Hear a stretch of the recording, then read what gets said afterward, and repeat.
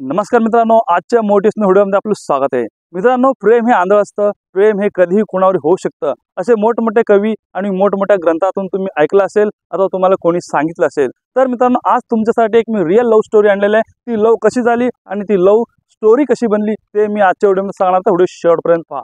मित्रांनो, सोलापुरातील आकाश आणि अंजली सध्या महाराष्ट्र आणि कर्नाटकमध्ये तुफान आणि भरपूर अशी त्यांची लोकप्रिय वाढलेली आहे। तर मित्रांनो, त्यांची लोकप्रिय का वाढली आणि त्यांचे प्रेम संबंध कसे होते ते मी आजच्या व्हिडिओमध्ये सांगणार आहे। तर मित्रांनो, अंजली आणि आकाश हे लग्न अगोदर प्रेमात पडले। त्यांनी एकमेकाच्या हातावर हात ठेवून ही प्रेम आयुष्यभर निभवायचा असा एकमेकावरती विश्वास ठेवला आणि ट्रस्ट केला। Trust is the base of every relationship या तत्वावर या वाक्याने त्यांचा पूर्ण प्रेमाचा व्याख्याच बदलून टाकली। काही लोकांचं प्रेम हे स्वार्थ असतं आणि काही लोकांचं प्रेम हे निस्वार्थ असतं। आज आपण पाहणार आहोत निस्वार्थी प्रेम कसं असते। आकाश आणि अंजली या दोघांचा प्रेम स्टोरी अथवा लव्ह स्टोरी लव यू मुद्दू या साऊथ इंडियातील चित्रपटातून प्रदर्शित झालेली आहे। त्यांची स्टोरी एवढं लोकांना आवडलेली आहे, तुफान व्हायरल होत आहे आणि त्यांची स्टोरी भरपूर लोकांना मनापासून आणि भावनिक करून टाकलेली आहे। ज्यांनी जो लव यू मुद्दू बघून बाहेर आलेला आहे त्यांनी आकाश आणि अंजलीला बिग बिग सॅल्यूट देत आहे। मित्रांनो, तुम्ही त्यांना बिग बिग सॅल्यूट द्या आणि आशीर्वाद द्या त्यांचं प्रेम असंच पूर्ण टिकवण्यासाठी। तर मित्रांनो, सर्वप्रथम मी सांगतो त्यांचे प्रेम अति सुंदर होता, त्यांचं प्रेम हे निस्वार्थी होता, त्यांचं प्रेम हे स्वार्थी नव्हता।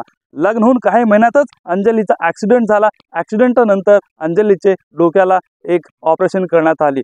तर डॉक्टरांनी आकाशच्या पुढे एक मोठे प्रश्नचिन्ह निर्माण केले।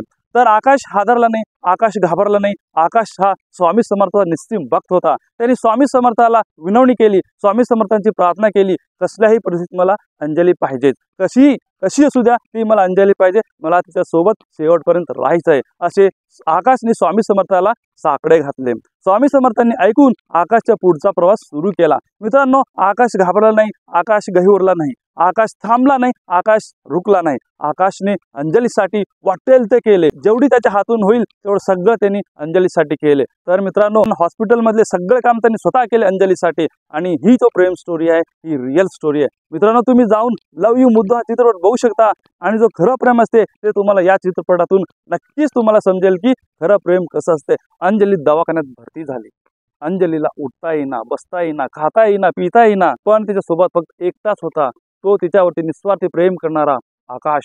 आकाशचं प्रेम फक्त जमिनीवरचा नव्हता, जमिनीपासून आकाशपर्यंत आकाशच्या अंजलीवरती प्रेम होता। मित्रांनो, ही होती निस्वार्थी प्रेम, ही आहे सध्या निस्वार्थी प्रेम जे आकाश आणि अंजली कर्नाटक महाराष्ट्रमध्ये एक मोठ्या व्यासपीठावरती त्यांचे प्रेम जाहीर करून दिले आणि त्यांचं निस्वार्थी प्रेम सगळ्यांना त्यांनी दाखवून दिले चित्रपटाच्या दृष्टीने। आकाशने अंजलीला जेवण देण्यापासून ते आंघोळ घाल्यापर्यंत सगळं काम आकाश एकटा करायचा।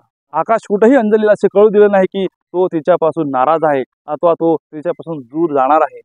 आकाशने खंबीरपणे तिच्या पाठीमागे राहिला। त्यांचा खरा प्रेम बघून साऊथ इंडियातील डिरेक्टरनी त्या प्रेम सत्यात उतरवला, चित्रपटात उतरवला। आज त्या चित्रपटाने, त्या साऊथ इंडियाच्या डिरेक्टरने त्यांच्या प्रेमाला एक नवीन वळण दिले। त्या प्रेमाला खरंच प्रेम हे आंधळ असतं हे दाखवून दिलं। स्वार्थीने केलेले प्रेम हे फार काळ टिकत नाही, निस्वार्थीने केलेलं प्रेम हे फार काळ टिकतं आणि ते गाजतं, हे या जोडप्याने करून दाखवलं।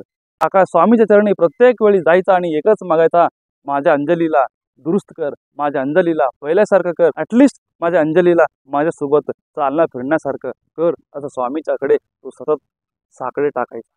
मित्रांनो, नक्कीच अंजलीने, आकाशने या तरुण पिढीला अथवा जे कोणी प्रेम करायचं असतं, ढोंग करतात अथवा जे खरोखरच प्रेम करतात त्यांच्यासमोर एक चांगला उदाहरण ठेवलेलं आहे। एक निस्वार्थ प्रेम काय असतं हे त्यांनी दाखवून दिलेलं आहे। तर मित्रांनो, व्हिडिओ आवडल्यास नक्कीच लाईक शेअर करा आणि सबस्क्राईब करा।